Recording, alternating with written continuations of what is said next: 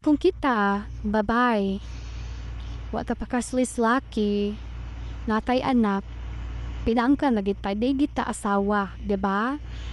Kay, wa man tay marriage certificate, di ba no marriage contract. So kung tay marriage contract, single gid itong civil status ana naa. Kung basihan na to ang balaod, ani manggod ni kamo unta, lamang ko ko'y friend, office mate na ko siya since 2013. No, pag-graduate akong 2013, minyo na ni siya, na siya anak, duha ka buok. Karon nahimo ng tulo. So, atong iagi manggod is, nakita-kita mi, mga katrabaho sa una, unya karunday, ang kaning babay, wako kasabot, kung na-in love bagid ni niya, karantada lang yun, or gaga.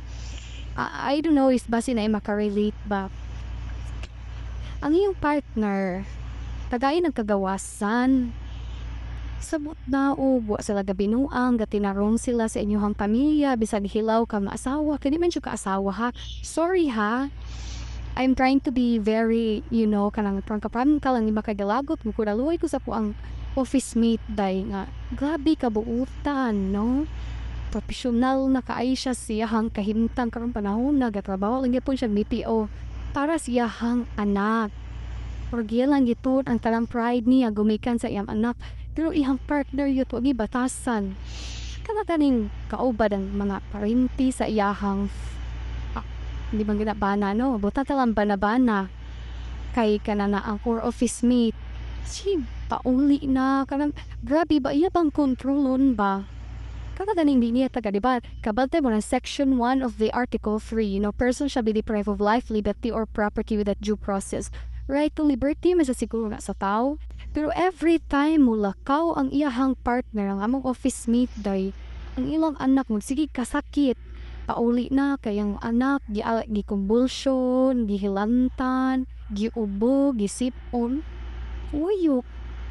So, gusto siguro ni hang partner day nga iyahang banabana kay di magid kabana kay wa makagipakaslan na siya ang tungod pirmi di ako nuna yads mangyud ko ma'am agi mo kung bayu-bayo sa una. I never control my partner, akong di siyang tadaan kadawasan basta ayaw lang gyud kasayop kay kung gitadaan ka og kagawasan gilumsan kas kagawasan unya kapalasan kang dako da mo nagiingon nga di na gyud katuhan sa umaabot ang panahon. Pero grabe kay day ha, office mate kaila siya sa office mate sa iyahang partner dili ba na kay kapakasli, no?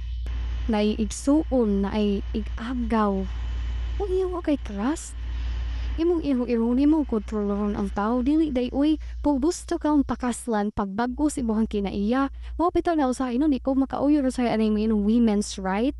Kay usahay ang babay day abusada. Wala pag gihapon sa mga yads, sa mga bayot nga gusto tag ka na nga ang LGBT akarang protection sa kabayutan, katuluyad pero usahay mo abuso ta.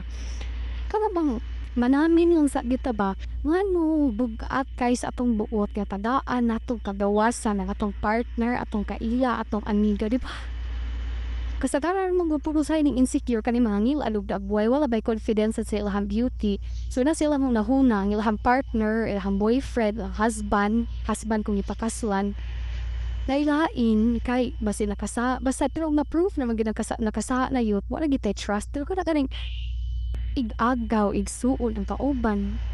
Wa ko kasabot sorry ha na murag mention nakainom ko gamay pero nindot ni inani nakainom taday kay mapagawas gid ato atong tinuod na sentimento. Tagaan na to kagawasan ng ato ang partner, no? Labi na og ka na ganing gikapoy sila sa trabaho naning kamot sila for the family nya inyong kontrolon ang tao wrong did kay na siya yut absolutely wrong. Tagaan kagawasan ng tao ayaw gapusa ang tao, no person shall be deprived of life, liberty, or property. Wa pa ka ni kapakasli suhaya nakausap ng kapakaslan ka Lord way bye.